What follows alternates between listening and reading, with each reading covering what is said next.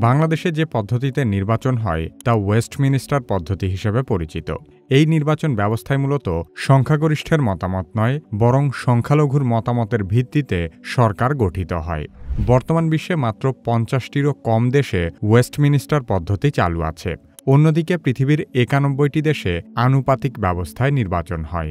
বিশ্বের গণতান্ত্রিক দেশগুলোতে প্রায় ৭ ধরনের নির্বাচন ব্যবস্থা দেখা যায়। এগুলোর মধ্যে ২টি নির্বাচন ব্যবস্থার প্রচলন সবচেয়ে বেশি। একটি হলো ফার্স্ট পাস্ট দ্য পোস্ট এবং আরেকটি প্রপোর্শনাল রিপ্রেজেন্টেশন। বাংলাদেশে যে ধরনের নির্বাচন ব্যবস্থা প্রচলিত রয়েছে সেটি মূলত ফার্স্ট পাস্ট দ্য পোস্ট পদ্ধতি। একে ওয়েস্টমিনিস্টার পদ্ধতিও বলা হয়। এই পদ্ধতিতে একটি নির্বাচনী এলাকা বা আসনে একাধিক দলের মনোনীত প্রার্থী অথবা স্বতন্ত্র প্রার্থী থাকে। একটি আসনে যে ব্যক্তি বেশি ভোট পায় তিনি ওই আসনে নির্বাচিত হন। এভাবে সারা দেশে যে দল সবচেয়ে বেশি আসন লাভ করে সেই দল সরকার গঠন করে। প্রপোর্শনাল রিপ্রেজেন্টেশন বা আনুপাতিক নির্বাচন পদ্ধতিতে কোনো নির্বাচনী এলাকা বা আসনে প্রার্থীদের মধ্যে কোনো ব্যক্তিগত প্রতিদ্বন্দ্বিতা হয় না, কারণ আসন ভিত্তিক কোনো প্রার্থীই থাকে না, এমনকি ব্যালটে কোনো প্রার্থীর নামও থাকে না। এই পদ্ধতিতে শুধুমাত্র দলীয় প্রতীকে ভোট গ্রহণ হয়।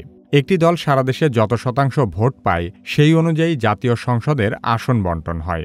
মনে করুন সারা দেশের নির্বাচনী ফলাফল অনুযায়ী ক দল পেয়েছে ৬০% ভোট, খ লীগ ৩০% এবং গ পার্টি ১০%। বাংলাদেশের জাতীয় সংসদে যেহেতু আসন সংখ্যা ৩০০টি, তাহলে ভোটের আনুপাতিক হারে ক দল পাবে ১৮০টি আসন, খ লীগ পাবে ৯০টি আসন এবং গ পার্টি পাবে ৩০টি আসন।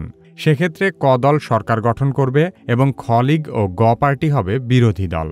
তার মানে সারা দেশে ভোটের ফলাফলের আনুপাতিক হারে পার্লামেন্টের আসন বণ্টনের পদ্ধতিকেই প্রপোর্শনাল রিপ্রেজেন্টেশন বা আনুপাতিক নির্বাচন বলা হয়। বাংলাদেশের জাতীয় সংসদে নারীদের জন্য সংরক্ষিত ৫০টি আসন আনুপাতিক পদ্ধতিতেই বণ্টন করা হয়। আনুপাতিক নির্বাচন আবার ৩ ধরনের হয়ে থাকে: মুক্ত তালিকা, বদ্ধ তালিকা এবং মিশ্র পদ্ধতি। মুক্ত তালিকায় নির্বাচন কমিশনের দেওয়া নির্ধারিত সময়ের মধ্যে দলগুলো তাদের প্রার্থী তালিকা ঘোষণা করে। ভোটের ফলাফল প্রকাশের পর দলের প্রার্থী তালিকায় থাকা ব্যক্তিদের নামের ক্রমানুসারে আসন বণ্টন করা হয়। বদ্ধ পদ্ধতিতে প্রার্থী তালিকা প্রকাশ করা হয় না। আর মিশ্র পদ্ধতিতে কিছু আসনে আনুপাতিক ও কিছু আসনে ওয়েস্টমিনিস্টার ধাঁচের আসনভিত্তিক নির্বাচন হয়। আবার কোনো কোনো দেশে দ্বিকক্ষ বিশিষ্ট পার্লামেন্ট থাকায় এক কক্ষে আনুপাতিক নির্বাচন এবং অন্য কক্ষে আসনভিত্তিক নির্বাচন হয়।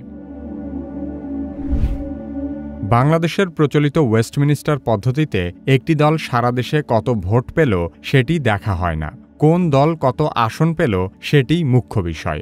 মনে করুন বর্তমানে প্রচলিত ওয়েস্টমিনিস্টার পদ্ধতির নির্বাচনে ক দল সারা দেশে মাত্র ৩০% ভোট পেয়েও অধিক আসন লাভ করেছে এবং খ লীগ ও গ পার্টি সম্মিলিতভাবে দেশের প্রায় ৭০% ভোট পেয়েও কম আসন লাভ করেছে। সেক্ষেত্রে কম ভোট পেয়েও ক দল সরকার গঠন করবে এবং খ লীগ ও গ পার্টি একসাথে দেশের অধিক ভোট পেয়েও হয়তো সংসদেই যেতে পারবে না।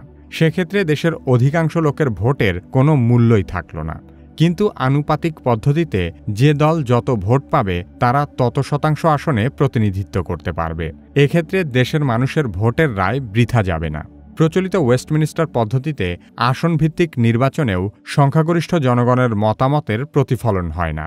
উদাহরণ হিসেবে বলা যায়, মনে করুন একটি আসনে ক দল প্রার্থী পেয়েছে ৩৫টি ভোট, খ লীগ প্রার্থী পেয়েছে ৪০টি ভোট এবং গ পার্টি পেয়েছে ২৫টি ভোট।